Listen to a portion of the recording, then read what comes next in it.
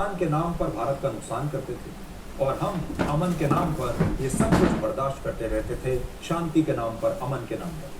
जब भी पाकिस्तान की बात होती है तो हमेशा ये कहा जाता है भारत पाकिस्तान का बड़ा भाई है, इसलिए उसे हमेशा पाकिस्तान की गलतियों को माफ करके बड़ा दिल दिखाना चाहिए। पाकिस्तान तो रास्ता भटक रहा है लेकिन भारत तो बड़ा भाई है, भारत उसके साथ ऐसा कैसे कर सकता है? तो भारत को इग्नोर करना चाहिए, माफ करते चलना चाहिए। पिछले कुछ वर्षों में इसी नैरेटिव को खड़ा किया गया और पाकिस्तान के आतंकवाद पर सभी ने आंखों पर पट्टी बांध ली और पाकिस्तान के साथ अमन की जो दुकान है ये खोल ली है।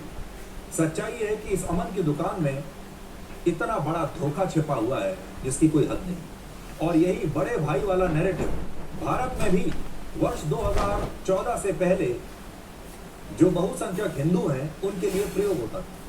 भारत में बहुसंख्यक हिंदुओं को बड़ा भाई और अल्पसंख्यक मुसलमानों को छोटा भाई बताया जाता था 2014 से पहले। और बहुसंख्यक हिंदुओं से ये कहा जाता था कि बड़ा भाई होने के नाते उन्हें मुसलमानों की हर गलती को माफ कर देना चाहिए। इस देश में धर्मनिरपेक्षता बनी रहे, ये जिम्मेदारी बहुसंख्यक हिंदुओं की है, अल्पसंख्यक मुसलमानों की नहीं है। ये जिम्मेदारी हिंदुओं की है, इसलिए हिंदुओं को बड़ा दिल दिखाना चाहिए।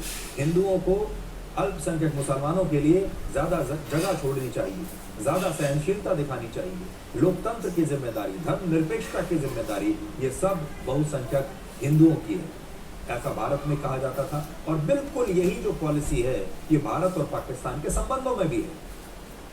भारत बड़ा देश है, भारत बड़ा भाई है, इसलिए भारत को इग्नोर करना चाहिए, माफ करते हुए चलना चाहिए। भारत का खून बहता रहे लेकिन कोई बात नहीं, पाकिस्तान को कोई समस्या नहीं आनी चाहिए।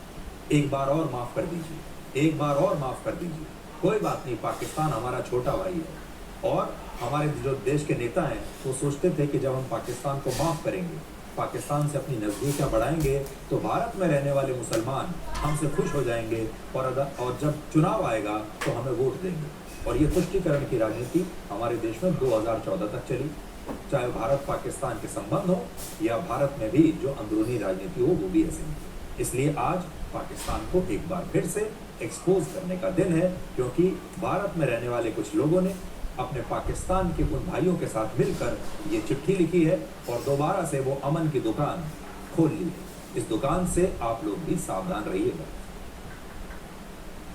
अब आपको बताते हैं कि अयोध्या के राम मंदिर में चोरी के मामले में आज यूपी पुलिस ने अदालत को यह बताया है कि उसने किस आरोपी से चोरी का कितना पैसा और सोना चांदी बरामद किया है। यानी पूरा ब्रेकअप दिया है यूपी पुलिस ने अदालत को। यूपी पुलिस ने अदालत को बताया कि उसने 7 आरोपियों से अब तक लगभग 78 लाख रुपए बरामद किए। इसमें आरोपी अविनाश शुक्ला से लगभग 20 लाख रुपए बरामद किए। खास बात यह है कि इसके पास लगभग 1100 अमेरिकी डॉलर्स भी मिले हैं, जिनकी कीमत है लगभग 1 लाख रुपए, और लगभग 11 ग्राम सोना और 159 ग्राम चांदी भी इसके पास से मिली है।